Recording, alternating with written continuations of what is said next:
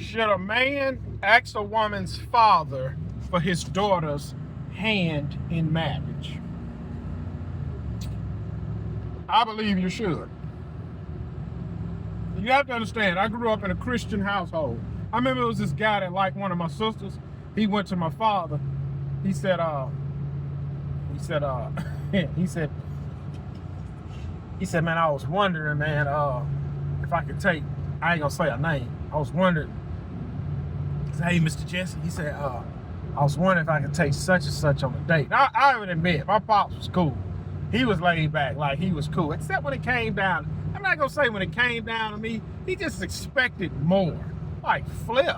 Well, anyway, guy said, yeah, Mr. Jesse, I was wondering if I could take such and such on a date. He said, yeah, man, that's fine, you know, that's cool. So then the guy took my sister out on a date or whatever. And then I remember him coming back to my daddy and say, hey, Mr. Jesse, I was wondering, man, if I can buy such and such a necklace. I really like it. I said, yeah, man, that's fine, whatever.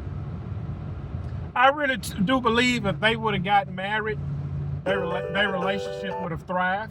But, you know, it's like, you know, when you're in a relationship, you're going to have those ups and downs. So they could have thrived, but they still would have had those ups and downs. But they end up getting together. That's another long story.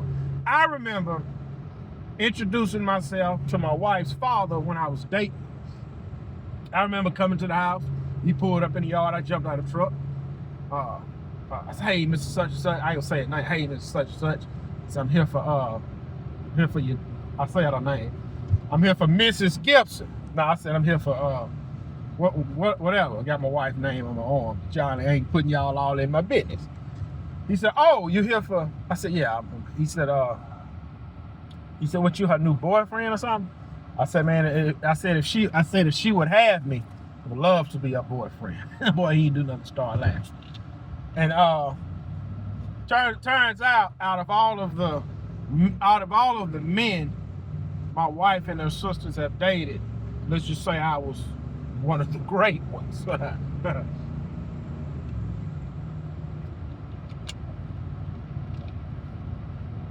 Any rate, I remember when I was going to ask him, could I marry his daughter? I had a dream about it the week before. I had a dream he said no. I said, I'm gonna do it anyway. I was talking with a guy.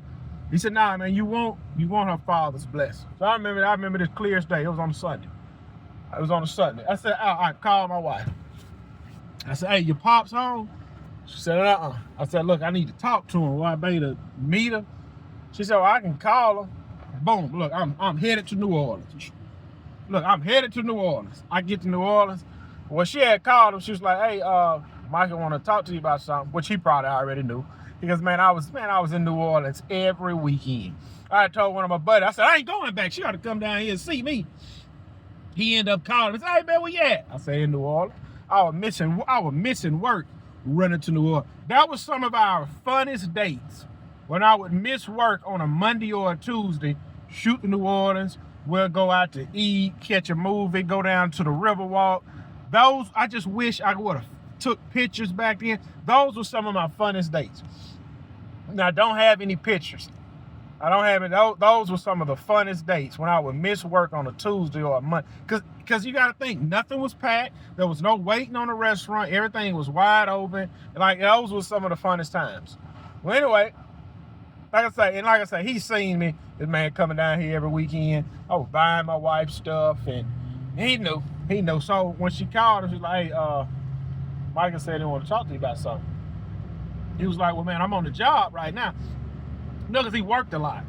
Like, he had a full-time job, then he had his business, then he retired from his business. When he retired from his job, he was running his business. So he was the only provider, all his kids was grown, his wife didn't work, so he was always grinding. He was like, well, he can come to the job where I'm at. And my wife was like, I don't know if he gonna know how to get over there if you can't give me an address. He said, well, I'm gonna be at the house when he comes. So look, boy, I pulled up. Well, look, did I have a suit on? No, I ain't have a suit. I had just got out of church. He was sitting in the driveway. I pulled up. I said, dang. I said, hey, such and such, I wanted to know if I can marry your daughter. He said, oh, you want to marry her? I was like, man, he about to say no. He said, yeah, man, that's good, man. He shook my hand. He said, yeah, man, that's good. That's what you're supposed to do. I love to see that. He said, man, come on in the house.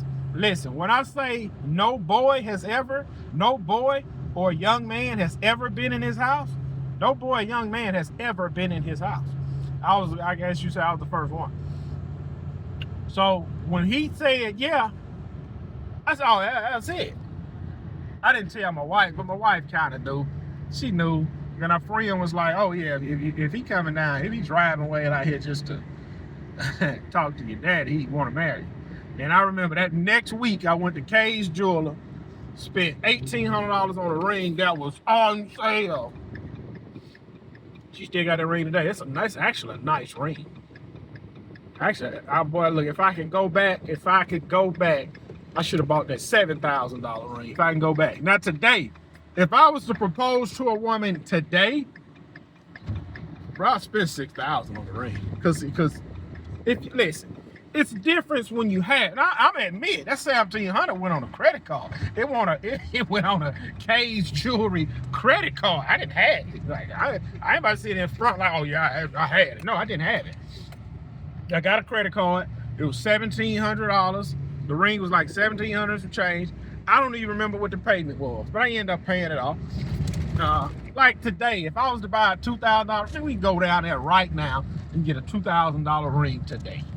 Like, it's struggle love. I was struggling. I ain't had no money. My lawn business wasn't doing good. Like, looking back, I probably should have took my broke behind the Walmart and got a $600-$700 ring. But the ring she got, it's a nice ring. I like the ring. And she's lost the ring twice. I ain't say she lost it. She did lose it. Because she used to take it off when you used to wash dishes and put lotion on. I said, look, these are real diamonds. You don't have to take this off. Now she don't take it off. But I remember, we was headed to church. She took it off, sat in her lap, put lotion on. She got out of church, that mother fell on the ground. And what was funny is when we pulled up at church, I looked at a pillar. It was like them little pillars come out the ground. When I pulled up at church, I looked at that pillar. I don't know why I did that. But so we went into church. When she got out the truck, that's when the ring hit the ground. Went into church, had service, jumped in the truck, left, went home. She's sitting on the couch. She said, where's my ring? And I thought back. I said, that's where it's at. Drove back to church, got out the truck, it was right there. I went home and chewed up behind that. Because you gotta understand, that was the most expensive thing I bought. At that time, that was like jewelry or like a material possession. I didn't even have a zero-turn mower at this time. I did, but it was a used one. So I said, look, don't ever take this thing off. And she ain't took it off since. Now, if I was dating a woman today, and I'm about to marry and I'm in love, man, I go cash out on a $6,000 ring. I might just throw $6,000 down and get a $10,000 ring. Yeah, we living now. But now, will I upgrade my wife's ring? Look, the diamond on that ring she got is big enough for black people. We black. We black. We don't need 5-carat ring. We are black. What she have, the kind of ring she have now, is what black people buy at the 10-year mark. Well, look, we good. We good. We probably gonna die with that one. Probably gonna. Yeah, I say when all the kids graduate high. Well, look at that. Look at that 350 sitting over there. He got some money. When all the kids graduate high school, and then that year I get a big one. But I still got to go back and get this woman a wedding. Because, see, we went to the courthouse. I said, man, later on, when we get a little money, shoot, man, I'm making money now. She ain't said nothing. But in a few more years, she'll be like, hey, all right, now I want this wedding. And I'm going to have to do it. I'm going to have to give it to her. I'm going to have to give her a wedding. Flip, man. Struggling. Doggone wedding. The wedding ain't nothing but to impress. A wedding is to impress poor black people. That's the only thing a wedding is for, is to feed and impress poor black people. yeah, I ain't studying that. I do it though. Honestly, not now. For the love of God, not now. We'll do it later, but not now. We'll probably be, how old I am? I say about, we'll do it. We're gonna do it, but it ain't gonna be this year. Yeah, cause this year over. And look, it ain't gonna be 2026. It ain't gonna be 2027. But at some point, I'm gonna make that happen. Make that happen. What I really want to do, I want to let my kids get just a little bit bigger Because then I want to go on a week. I want to go on a week honeymoon, but it's gonna be in the summer, and I want to go to where when my mother watch my kids, she don't have to take a week off of work. She's gonna be retired in a few years, so then I can get her to stay at my house for a week, and then in a few more years, my kids will kind of be big enough to where they can kind of worry about themselves, and you ain't got to put a belt on their behind when they're not listening. But we're gonna do it. That's something I do want to give my wife. So, look, I'm trying to rush home. I looked at that property. I said, it don't need to be cut and pulled off. My wife had sent me some pictures. I said, yeah, I'm gonna count for these other yards. Come on home. While the other kids are in school, and then my three children are in school, and the two at the house taking a nap. I said, yeah, let me ease on to the house so we can discuss some things. And I jump back on the route when the kids get home from school and the other kids wake up from the nap after receiving those pictures. Yeah, screw all that. Let me ease on to the house. It's nap time for them.